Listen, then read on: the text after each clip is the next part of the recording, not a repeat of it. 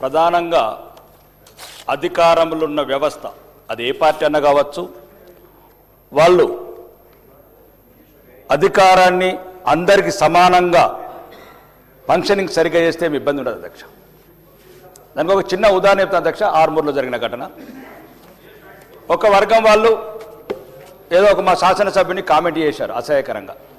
నేను సిఐ గారికి చెప్పాను, పోలీస్కి చెప్పాను, దయచేసి ఆ చిన్న గొడవలు పెద్దవి కానివ్వకండి. ఎందుకంటే ఎవరో ఒకరు సోషల్ మీడియా వల్ల అనవసరంగా ఆర్మూర్ అంతా కలుషితం అవుతుంది, ధర్నాలు, స్ట్రైకులు, గొడవలు ఇంకా రెచ్చిపోతారని చెప్పిన తర్వాత మా వాళ్ళందరికీ కూడా కొద్దిగా బెదిరించాను, కొద్దిగా గట్టిగా చెప్పాను. అది చిన్న జరిగింది సంఘటన. మరి అభ్యంతరకరంగా మాట్లాడారు అధ్యక్ష. రెండోది, అదే ఒక వర్గం మా వాళ్ళు ఒక చిన్న తప్పు చేశారు అధ్యక్ష. ఒకటేసారి 10 కేసులు బుక్ చేశారు అధ్యక్ష. నేను అడిగాను పోలీస్ అధికారులని, నేను చెప్పాను కదా ఇట్లాంటి వ్యత్యాసాలు ఉండకూడదు కదా, ఎవరు తప్పు చేసినా మనం సరిదిద్దాలా, ఇట్లాంటివి ఉండకూడదు సోషల్ మీడియాలో అంటే, లేదు సార్ పైనుంచి ఒత్తిడి. అధ్యక్ష దీనివల్లనే ఇప్పుడు వీళ్ళంతా మాట్లాడేంత మత విద్వేషమా, కుల విద్వేషం పెరిగేది ఇదే కారణం అధ్యక్ష. నేను ఒక దగ్గర అధికారులకు ఫోన్ చేశాను అధ్యక్ష. ఒక గుడి ముంగంటే ఒక అక్రమ కట్టడం కడుతున్నదంటే నేను కలెక్టర్ గారికి ఫోన్ చేశాను హైదరాబాద్లో. నేను కూలగొట్టమని పర్మిషన్ ఇచ్చాను కానీ కూలగొట్టట్లేదు. మరి అప్పుడు ఏం చేస్తారు అధ్యక్ష?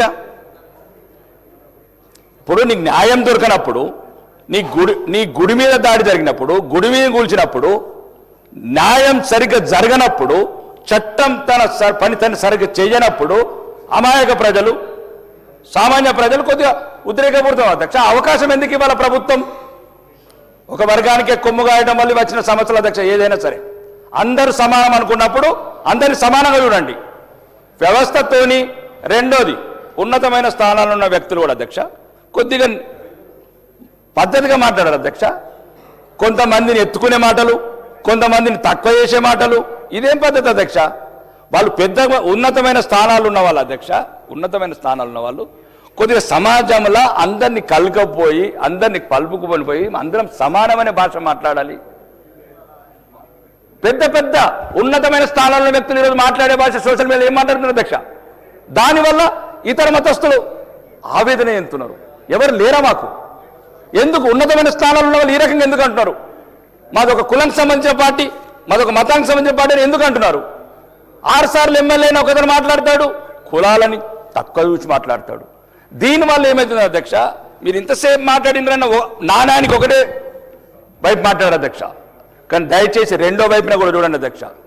దీనివల్ల మంచి జరిగితే సంతోషం అధ్యక్ష, కానీ ఒక వర్గానికే సంతోషం జరిగితే ఎప్పుడు బాధిత వర్గం ఉంటుంది అధ్యక్ష. ఉన్నతమైన స్థానంలో ఉన్న వాళ్ళేమో వ్యవస్థలను ప్రలోభపెడుతున్నారు. ఈరోజు నేను ఎన్నోసార్లు పోలీస్ అధికారులకు మాట్లాడుతున్నాను, దయచేసి గొడవలు కాకుండా చూడండి. ఈ హైదరాబాద్లో రోజు 10 కంప్లైంట్ అధ్యక్ష. మాకు మేమేమంటలేం, ఏమైనా కొట్టమంటలేం, మేమేమైనా కేసులు పెట్టమంటలేం. మమ్మల్ని కొట్టద్దు అంటున్నాం, మమ్మల్ని అవమానపరచద్దు అంటున్నాం, మా ధర్మాన్ని కించపరచద్దు అంటున్నాం. ఉన్నతమైన స్థానాల్లో ఉన్న ముఖ్యమంత్రి కావచ్చు, మంత్రులు కూడా చెప్తున్నా, దయచేసి మమ్మల్ని కూడా ప్రేమించండి. మేమేమంటలేం, మేము ఈ రాష్ట్రంలో పౌరులం, ఈ దేశంలో పౌరులం.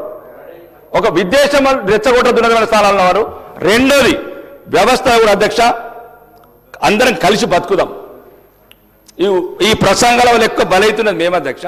నా మీద ఈ 2 సంవత్సరాల నుంచి అంత ట్రోలింగ్ అయిందా? ఇంకెవరి మీద కాలేదు అధ్యక్ష. నేనేం తప్పు చేయలేదు అధ్యక్ష. నిన్న ధర్మం వైపు నిలబడ్డా. ఇతర మతస్థులను నిన్నడేమనలేదు అధ్యక్ష. నా దేవుణ్ణి ఏమనన్న బాధనే, నేనేమన్నా బాధనే. కాబట్టి దయచేసి మీ ద్వారా చెప్తున్న అధ్యక్ష, ప్రభుత్వానికి కక్షపూరిత చర్యలు లేకుండా అన్ని మతాలను సమానంగా చూడండి. మళ్ళీ ఇదొక సాకు పెట్టుకొని ఏదో ఒక రకంగా ఇబ్బంది కేసులు పెట్టి అక్రమ కేసులు పెట్టే విధానాలు చూడకుండా ప్రభుత్వం అందరినీ సమానంగా కోరుకుంటున్నాం అధ్యక్ష. మరీ ముఖ్యంగా మాలాంటి వాళ్ళని కూడా జాగ్రత్తగా అధ్యక్ష. ధన్యవాదాలు. Discussion is over. I request the Minister for Transport to give reply on the discussion.